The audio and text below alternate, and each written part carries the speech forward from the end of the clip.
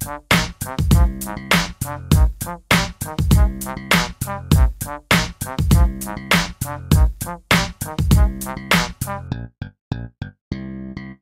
everybody, it's your host the most. Welcome to the Examiner Gamer Podcast, episode 12. Bum, bum, bum. I am the one that I referred to earlier. I'm Tristan, and I'm joined by Shay. Hey guys! It's been a while since the last episode, and yeah, Shay, we tried to get a E3 podcast together and just didn't work out. Yes, and then, we did. You know, Lauren and I, we did some afterthoughts. We did a very big E3 after thing, and you know, things have slowed down now. Not a lot of news, except for, like, there's a lot of Japanese news, so this is a very heavy Japanese episode of the podcast. So lots of Japanese games. You brought the right RPGs. person in for a Japanese podcast. Exactly. Lauren likes Japanese games, but I don't think she has an appreciation between us. We have a very old standing with Yes. it. She's listening right now like, I'm never going to be the podcast again. I'm never going to be in the podcast. Never gonna We're be in the sorry, podcast. Lauren. Right, so we're going to do the playlist as usual, then we get to do that Japanese news, and then a very different game ideas, more of a retrospective, but we'll get to that. First of all, I've been playing what everyone else has been playing, the only huge new game out, which is Batman Arkham Knight. Nice, And nice. I put up a review last week, and it's great. You of course can watch my video review and or read my review for like my thoughts, but here's a free-flowing idea. Best Batman series of all time, obviously, for a video game. They have so much lore and like fandom in here, and they just like treat Batman with like a lot of respect. That's With good. a few caveats and stuff.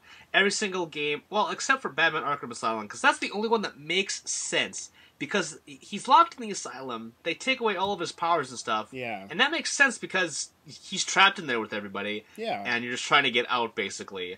But for Arkham City, they're like, okay, so we turned the asylum into a city, and everyone's out of there because they just, like, made this weird city. It's like, okay, I guess there's no one gonna be there. They would never do that, but okay. I mean, I guess they kind of did that with the Batman Begins movie. Okay, I see where your source material is kind of coming from. It was kind of getting a little hazy because the villains weren't as concise. It was like they had a lot of random ones in there. And this one is the worst of the side quests. The main villain of this one is Scarecrow and this new guy called the Arkham Knight. And that's pretty much the focus. There's all the villains that you want to see. There's Poison Ivy. She's actually more part of the main story. There's like Penguin and Two-Face. So Right. Two-Face's thing? Yeah. So Two-Face's thing's like, he's like robbing banks. And then you stop like 5 of them, and then he appears.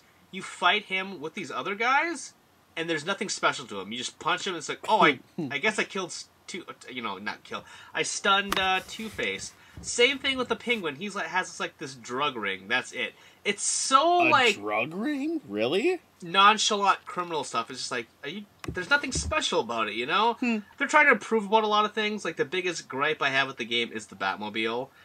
If that thing would have been like a cool 25% of the game, awesome. This game is 50-50 with you as Batman and you in the Batmobile. Oh. In fact, they throw so many tank battles at you, it just gets nauseating. Like, I don't want to give anything away. Let's just say that most of the boss battles involve the goddamn car. There's even a stealth. There's even a stealth section where you need to like stealth bomb these tanks with the thing without getting seen. It is just egregious. I understand that they like thought that the Batmobile would be cool, and you know it is. Like I said, it's a cool gadget, but they use it for too much. There's even like platforming with the thing. Like you basically use it to solve puzzles, which is cool, but like again, it gets in the way like too much, and just people may be tired of the whole Batman combat and stuff, but it's still like amazing in here. They even like let you have partner characters in some missions, like Nightwing or Robin, or you can basically Azrael has like a side mission where he wants to become the new Batman. So Batman's like, I'm gonna have you train in these cyborg things, and then you try to become Batman, and then yeah, you get to play different people. Robin is the third one. Oh no, Tim's the third Robin. But all the good stuff from the other games is still there, and that stuff is still good. So that's that. I also got a review code for Shantae Risky's Revenge Director's Cut. It was a DSi exclusive game. Yeah. From WayForward. Last year I played the newest Shantae, which was Pirate's Curse. This one is the second game in the series. And to those that haven't played any of the Shantae games, Shantae is basically like this half genie, and you get magical powers that you buy from shops. You can upgrade stuff, and you use your hair as a weapon. Oh. And it's like kind of like a Metroidvania. You know, you go around, you collect new powers. This one you have transformations, so you like belly dance in order to turn into like a monkey, and that lets you like jump farther or cling on the walls, and you can like get powers to even upgrade those transformations further, like bouncing off walls and stuff. So it's pretty cool. But Yeah. to those that like missed out on the original one or the PC port or the iOS port or any of the ports, this one is for the PS4. They crisped up the graphics with even more HD, and yeah, it's cool. It's a cool game. It's like $15, so try it out. But why don't we end real quick with another retro-ish game? Well, I finally beat Persona 4 Golden. Well, pretty much beat. 70 hours, so that's 30 hours less than how long it took me to beat Persona 3. Yeah, so Persona 4, solid game. It looks really good on the Vita, like... They smoothed everything out, yeah, but it still looks like a PS2 game, just like a very crisp PS2 game. If you have not picked it up yet, and have a Vita, granted...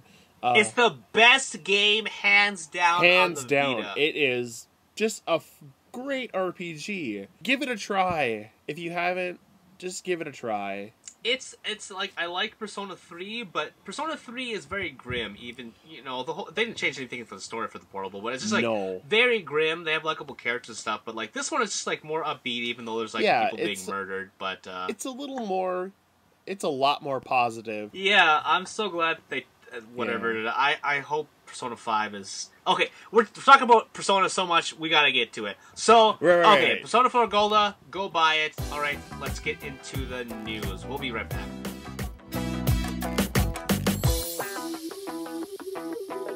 Alright, we've been dancing around it. So, let's get into the news, Shay.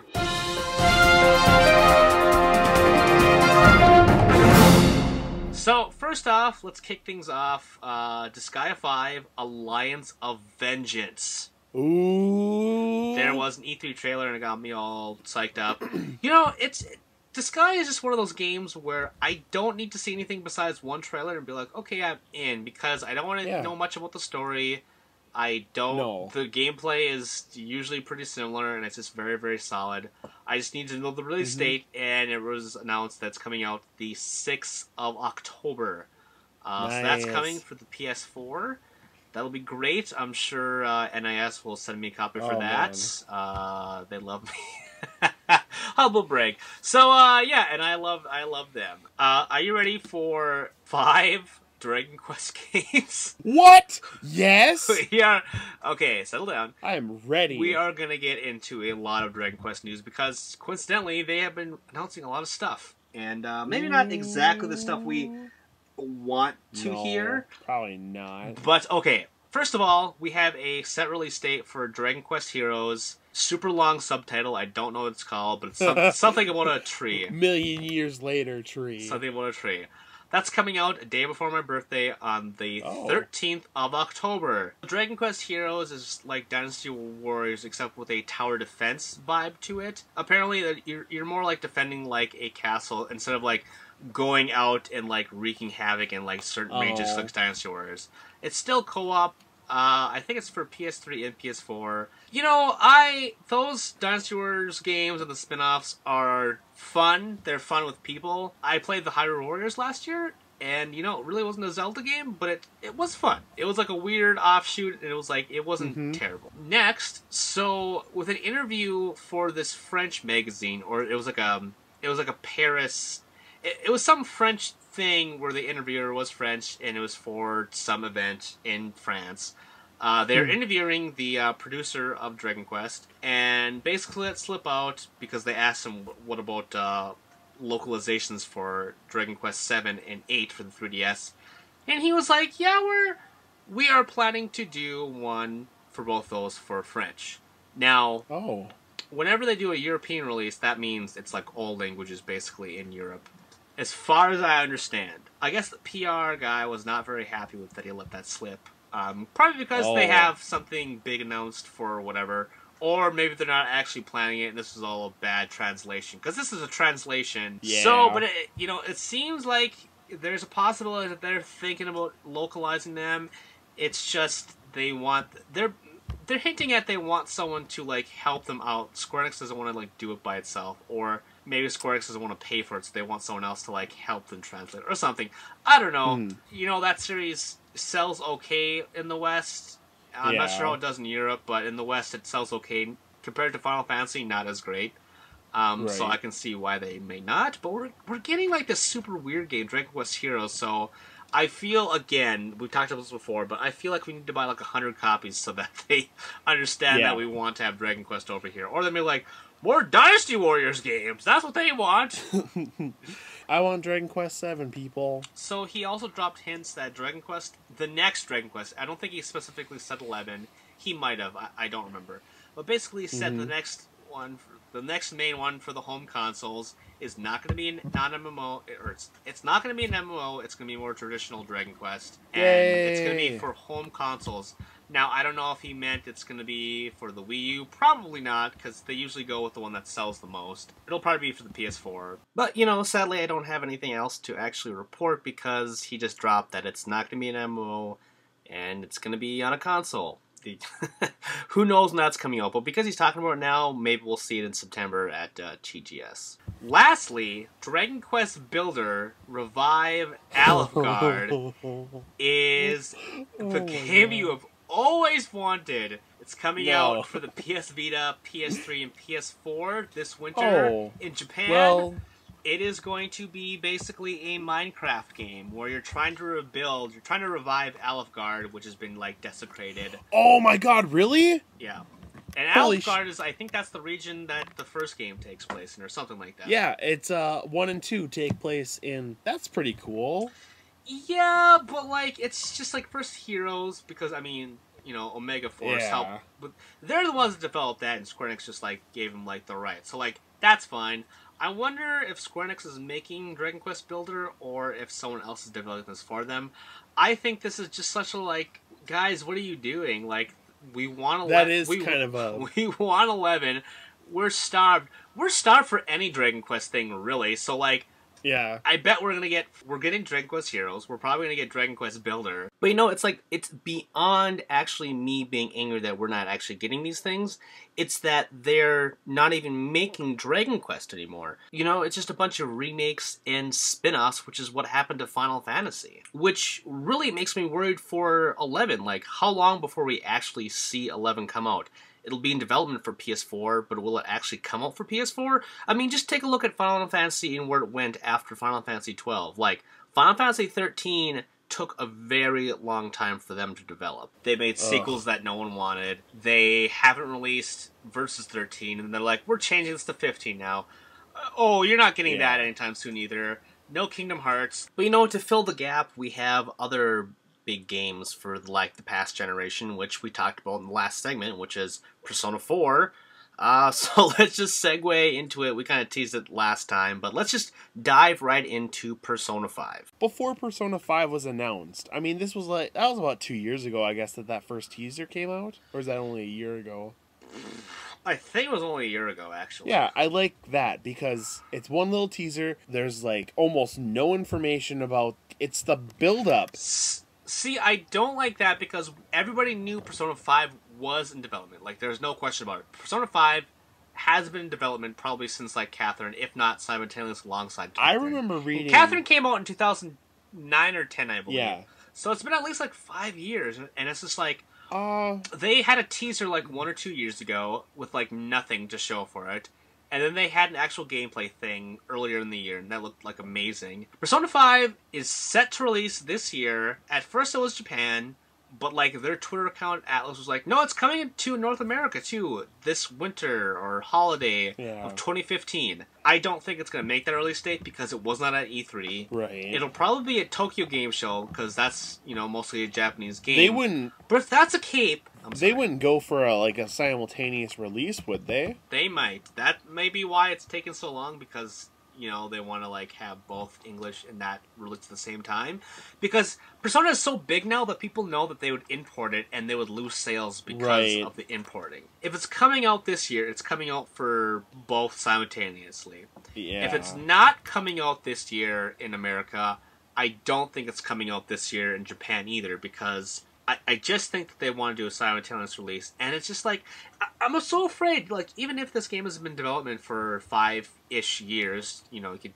imagine. Yeah. But even thinking that, they haven't showed anything off. They showed a quick, like, 2-minute trailer of, like, a bunch of things happening. There's been some interviews in Japan, but no one's, like, played the game or, like, seen the game being played in action or whatever.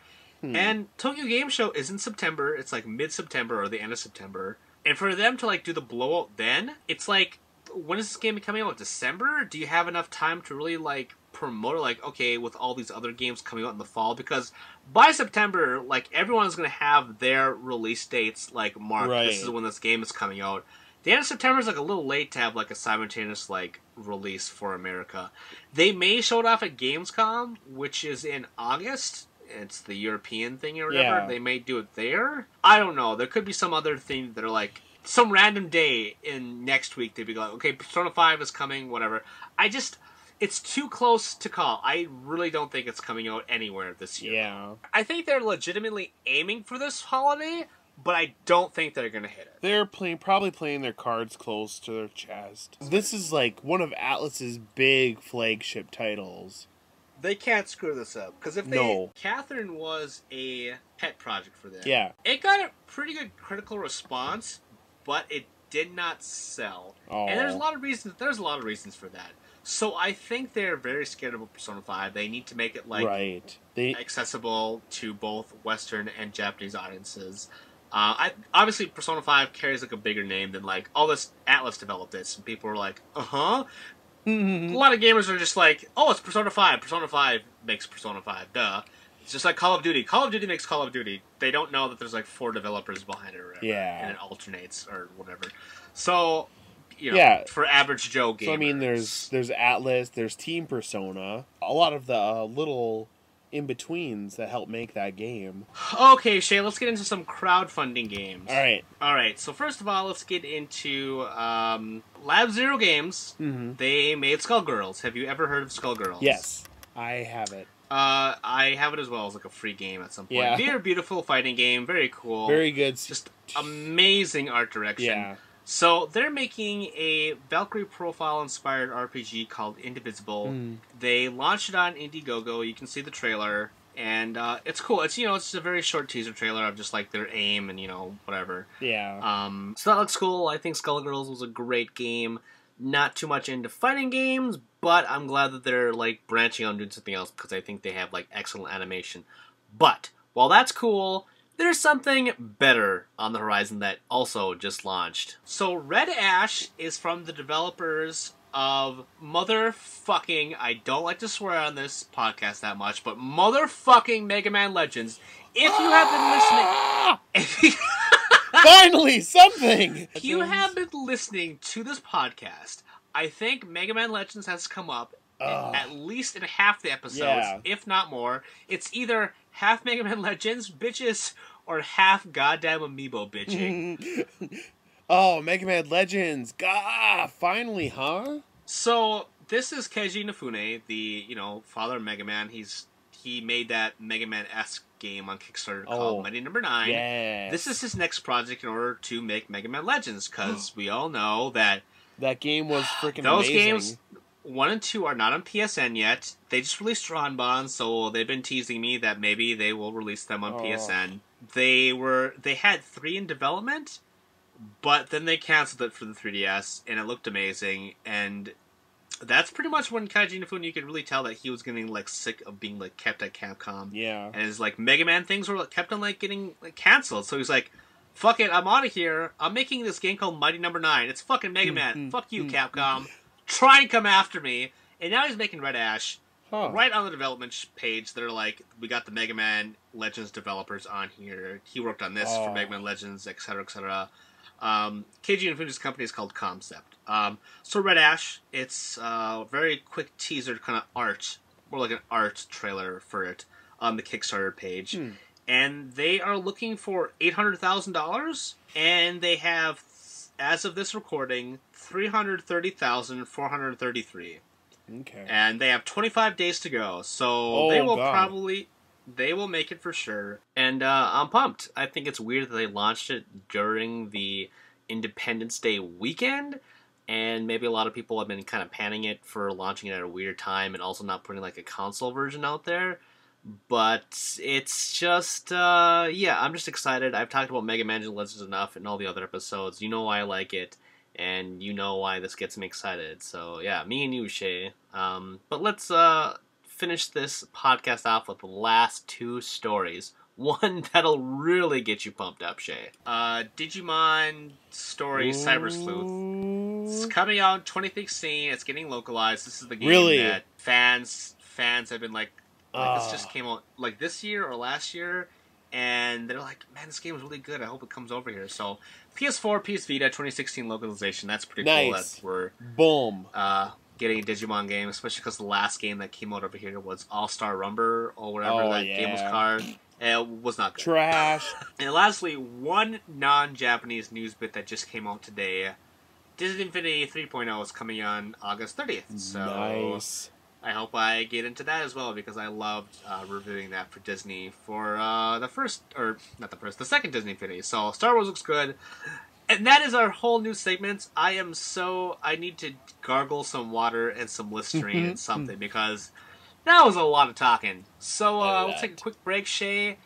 And then we're going to come back and talk about more goddamn Japanese things. So we'll be right back.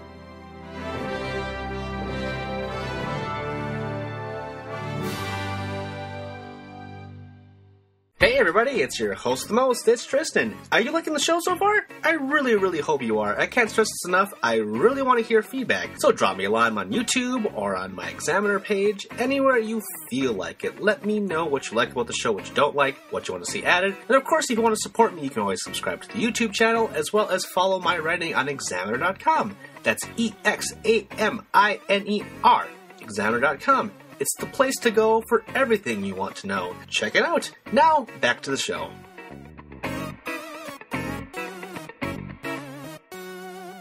Hey everybody. So, weird thing. Due to some mechanical snafus, this next segment was going to be not a game idea so much, but more of a retrospective on Final Fantasy I, which celebrates its 25th year of launching in July 12th of 1990 in the US. The original Final Fantasy came out in Japan in 1987, but now we're celebrating the US anniversary, of course. But I also want to celebrate Dragon Quest IX, which celebrates 5 years, which came out on the 11th of July, 5 years ago. That would be in 2010. And, two big franchises back to back, and Shay and I both love those games very, very much. And you know what? I was planning to do basically an article to go along with both. And then because the conversation was so good, and because I didn't want to cut anything from it, and it would have made this podcast way too long.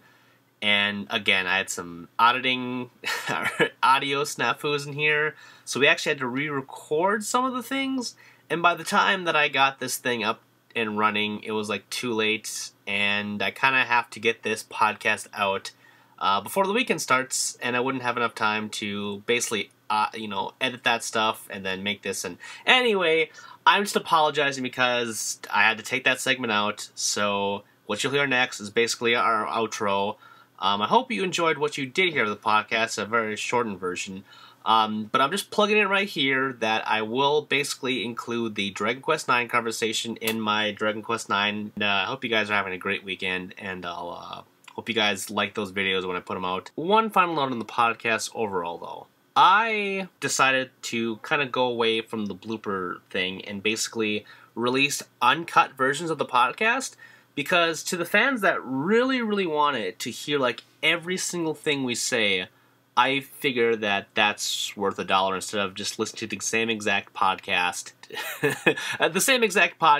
And then just getting some bloopers at the end. While the bloopers are really funny, of course, They haven't been coming around that lately because it's been a little bit more professional, or the times we've screwed up is not really more of a funny thing. It's more of a natural kind of thing between like Shay, Lauren, and myself. So, you know, maybe you like those or maybe you won't. But if you want to buy them, they'll be on the Giggleflax Bandcamp. Okay, I think I've plugged enough stuff. So let's get on to the end of the show.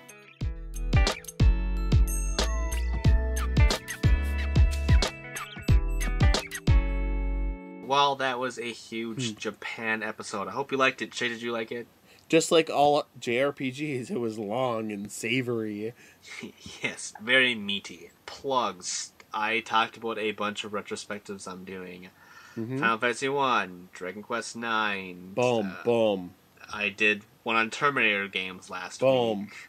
I did an import play of a new Saga game. I've done a lot of stuff. You can find all my stuff, of course, on my YouTube channel, which you're watching this on, of course. Or maybe you bought this MP3 and you're listening to it that way. But there's YouTube, there's Examiner. I'm so tired. Boom, boom, boom. I am so tired. But check out my stuff. Shay, thank you so much for joining me. You're welcome. Yeah, I'm losing my voice. I'm not sure. But yeah, again, thanks for joining me. All you crazy people out there, thanks for tuning in as always. And yeah, I'm done signing off for the 20th time. So, catch you later. Aim for the skies, everybody.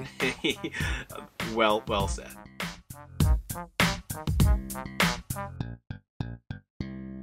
Boom, ba-jack, boom, boom, ba-jack, boom, ba-jack, boom, boom, ba-jack, boom, ba-jack, boom, boom, ba-jack, boom, ba-jack, boom, boom, subscribe, boom, ba-jack, boom, boom, ba-jack, boom, ba-jack, boom, boom, ba-jack.